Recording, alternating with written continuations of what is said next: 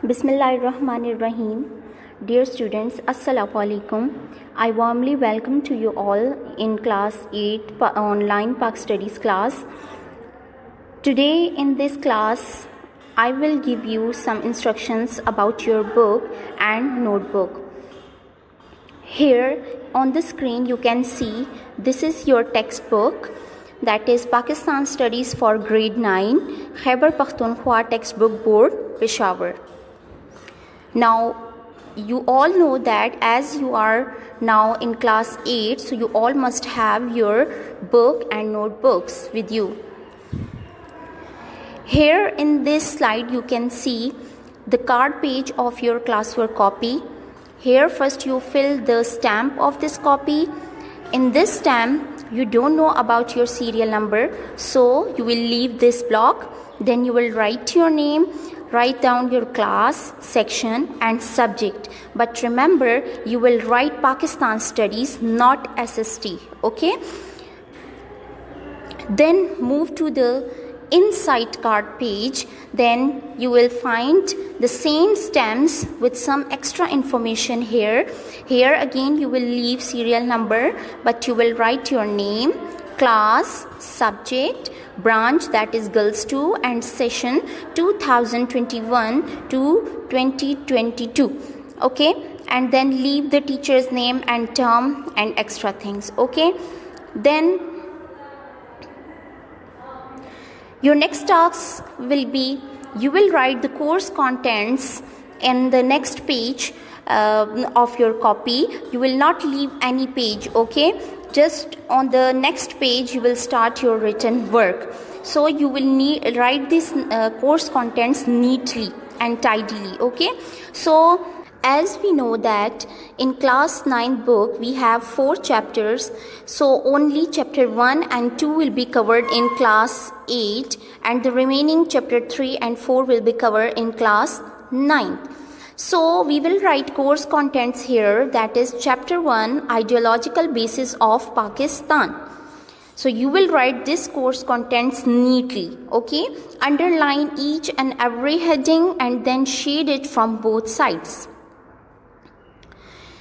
Then on the next page you will write the title page, that is chapter 1, ideological basis of Pakistan, in which we have 1 to 8 short questions, 1 to 4 long questions, and then we will be having the objectives. So you have to do this work neatly and tidily in your neat copies. I hope you all got my points.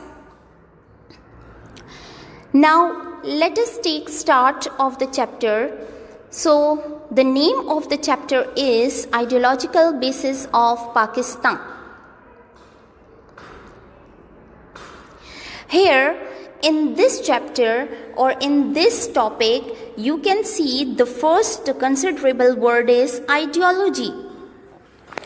Basically ideology is the 2-syllable word, that is ideo and logy.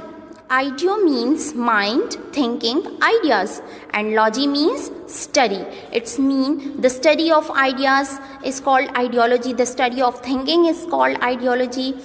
So we can say that when certain people of a society agree to achieve an objective, it gives birth to an ideology. Every movement has an ideology behind it. Similarly, every nation has an ideology as well. So what is the ideology of a nation? So a collective wisdom in the light of which a nation struggle for the attainment of an objective of a nation is called the ideology of a nation.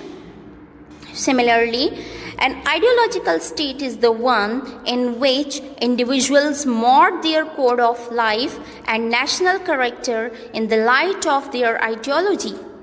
So we can say that 2 basic things are required for ideology. Number 1, collective wisdom. What is collective wisdom? Collective wisdom means the same thinking. Like in a society, when all the people have same thinking, then we will say that it is a collective wisdom. the national objective, when all the people have to attain the same objective, that will be called the national objective of that society. Now here we will discuss the ideology of Pakistan. As I told you that two basic things are required for ideology, that is national objective and the other is collective wisdom or collective thinking. Like we can say, before the creation of Pakistan, the national objective of the Muslims of South Asia was the creation of the Muslim state where they could live freely.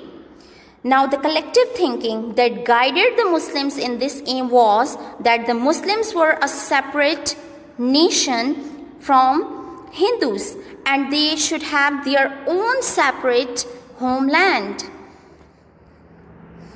Now this national objective and the collective thinking behind the fulfillment of this objective is called the ideology of Pakistan. So the national objective of the Muslims were the creation of the Muslim state where they could live their lives according to the teachings of Quran and Sunnah. And their collective thinking was that Muslims are a separate nation from the Hindus. So these two things became the ideology of Pakistan. That's why Pakistan is said to be an ideological state. Now, there are various kinds of ideologies. Some ideologies are based on religion, some are political, and some are economic. Now we can say there are three kinds of ideology: religious ideology, political ideology, and economic ideology. Now, the first kind is religious ideology. Now, religious ideology aims to establish a living system in the light of basic principles of a specific religion. It's mean like Pakistan is an Islamic state. So, the people of Pakistan will live their lives according to the principles of Islam. Similarly, if we talk about the European countries, so they have their own religion. So, they will follow their system of life according to their religion, according to their religious principles. The second kind is the political ideology. Now, it aims to establish a political system for the betterment of the followers of that ideology according to their thinking. It's mean the political ideology work for the development of the country, for the betterment of the country. Now, economic ideology. Economic ideology aims to present the solution of financial problems of a nation. Now, if we see the ideology of Pakistan, so it was simultaneously a religious, political, and economic ideology. In the religious sense, its objective was the attainment of such a state where the Muslims of South Asia could lead their lives according to the principles of their religion, that is Islam. And if we see politically, so the aim of the ideology of Pakistan was to save the Muslims of South Asia from the domination of Hindu majority forever. While its economic objective was the elimination of economic exploitation and the provision of equal opportunities to all the people. Thus, the ideology of Pakistan has a unique importance. So we can say that Pakistan is an ideological state. Thank you so much. That's all for today.